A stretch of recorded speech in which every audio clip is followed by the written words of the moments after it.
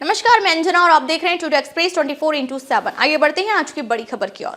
दिल्ली विधानसभा चुनाव में आम आदमी पार्टी की होगी हार। दिल्ली में आम आदमी पार्टी की मुश्किल डगर और लंबा सफर। आपके लिए पुरानी रणनीति हुई क्यों जरूरी? क्या आपके लिए सबसे मुश्किल चुनाव बना मजबूरी? ऐसे ही 5 बड़ी वजहों पर होगी बात। दरअसल आम आदमी पार्टी ने दिल्ली में पिछले दोनों ही विधानसभा चुनावों में करीब करीब एक तरफा जीत दर्ज की थी, लेकिन इस बार उनके सामने पार्टी के शीर्ष नेताओं पर भ्रष्टाचार के गंभीर आरोपों की चुनौतियां हैं। तो 10 साल की एंटी इनकम्बेंसी फैक्टर का भी सामना करना पड़ रहा है। इसलिए पार्टी फिर से अरविंद केजरीवाल की आम आदमी वाली पुरानी छवि को भुनाने की कोशिशों में जुटी हुई है। आम आदमी पार्टी के अंदर के लोगों के हवाले से एक रिपोर्ट सामने आई है कि पार्टी के लोग भी मान रहे हैं कि यह चुनाव उनके लिए 2015 और 2020 के चुनावों की तुलना में बहुत ही ज्यादा मुश्किल चुनाव है। तब पार्टी ने दिल्ली की 70 सीटों में से क्रमशः 67 और 62 सीटें जीती थी। केजरीवाल को कब महसूस हुआ आपकी रणनीति में बदलाव जरूरी है? पिछले साल अरविंद केजरीवाल समेत आपके 2 बड़े दिग्गज नेता मनीष सिसोदिया और संजय सिंह शराब घोटाले के आरोपों में तिहाड़ जेल में बंद थे। संजय सिंह के जमानत पर छूटने के बाद धीरे धीरे ये सभी नेता जेल से बाहर आए।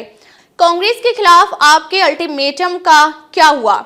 सन्नाटे के 5 सबूत। अपनी रिहाई के करीब 1 महीने बाद केजरीवाल ने पिछले साल 16 अक्टूबर को ऐलान किया था कि उनकी पार्टी आपके नेताओं को जेल में डालने की बीजेपी की अगुवाई वाली केंद्र सरकार की साजिश की सच्चाई बताने के लिए जनसंपर्क अभियान चलाएगी। इसी इरादे से आप चीफ ने पार्टी कार्यकर्ताओं से कहा था कि घर घर जाकर बताएं कि केंद्र ने आपको खत्म करने के इरादे से ही उनके बड़े नेताओं को जेल में डाला था। उसी दिन शाम में पूर्वी दिल्ली के खिचड़ीपुर में वह एक मंच से कुछ लोगों को संबोधित कर रहे थे। कुछ देर तक भाषण देने के बाद वे अचानक मंच से उतरे और भीड़भाड़ वाली सड़क पर पैदल ही चल पड़े। आधे घंटे से ज्यादा देर तक केजरीवाल इसी तरह से पैदल ही बढ़ने लगे, हाथ जोड़े रहे और रुक रुक कर लोगों को गले लगाने लगे, उनसे बातचीत करने लगे। जेड प्लस सुरक्षा के बावजूद लोगों ने घुलने मिलने की कोशिशें शुरू की। शायद उन्हें लगा कि वे मंच से भाषण देकर दिल्ली के वोटरों में अवैध प्रभाव नहीं डाल पा रहे हैं, जो उनसे सीधा संपर्क करके डाल सकते हैं। मतदाताओं से सीधे संपर्क के लिए पैदल मार्च की रणनीति अपनाई उस दिन शुरुआत की।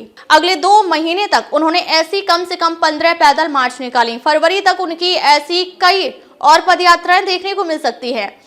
पार्टी सूत्रों के मुताबिक यह मतदाताओं से सीधे संपर्क के लिए सोची समझी रणनीति का हिस्सा है। यह बीते चुनाव में आम आदमी पार्टी और उनके चीफ की ओर से अपनाई गई रणनीति से अलग है। 2020 में वाहनों के काफिले के साथ रोड शो करने पर रखा था फोकस। 2020 के दिल्ली विधानसभा चुनावों में केजरीवाल गाड़ी के ऊपर से रोड शो करते दिखाई देते थे। भारी सुरक्षा घेरे में वे लोगों की ओर हाथ हिलाते हुए नजर आते थे।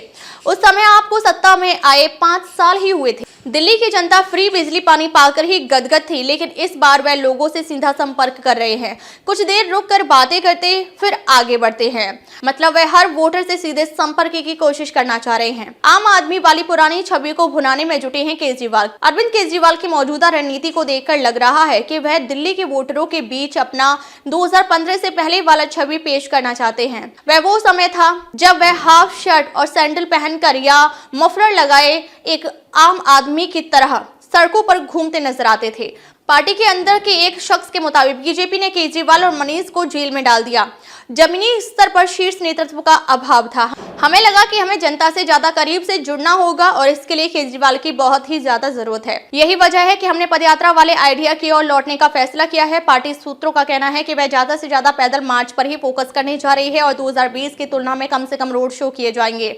आपके एक शीर्ष रणनीतिकार के मुताबिक आपकी लोकप्रियता एक तरह से अरविंद केजरीवाल की लोकप्रियता से ही जुड़ी हुई है। अगर वह किसी जनता की नजर में ओझल होते हैं तो पार्टी की लोकप्रियता जबरदस्त तरीके से गिर जाती है। सबसे मुश्किल चुनाव का सामना कर रही है आप। आम आदमी पार्टी के नेता स्पष्ट तौर पर मान रहे हैं कि उन्हें यह चुनाव बहुत ही ज्यादा चुनौतीपूर्ण लग रहा है। इनके मुताबिक पदयात्राओं और उम्मीदवारों की शुरू में ही घोषणाओं के पीछे यही वजह है। हम बीजेपी और कांग्रेस से आगे रहने की कोशिश कर रहे हैं। सुप्रीम कोर्ट के आदेश पर जब से केजरीवाल की रिहाई हुई है, उन्होंने पार्टी को उसके गढ़ दिल्ली में बचवाने के लिए अपनी पूरी ताकत झोंकने में लगे हुए हैं। पदयात्राओं के साथ साथ छोटी छोटी सभाएं कर रहे हैं, प्रेस कॉन्फ्रेंस करते हैं और इंटरव्यू भी दे रहे हैं। एक पार्टी सूत्र के मुताबिक इससे काफी असर पड़ा है और हमारे सर्वे बताते हैं कि अक्टूबर या नवंबर की तुलना में हम काफी बेहतर स्थिति में हैं। अब तक के लिए बस इतना ही। फिर मिलते हैं कैसी ही बड़ी खबर के साथ। तब तक नमस्कार और देखते रहिए टुडे एक्सप्रेस 24/7।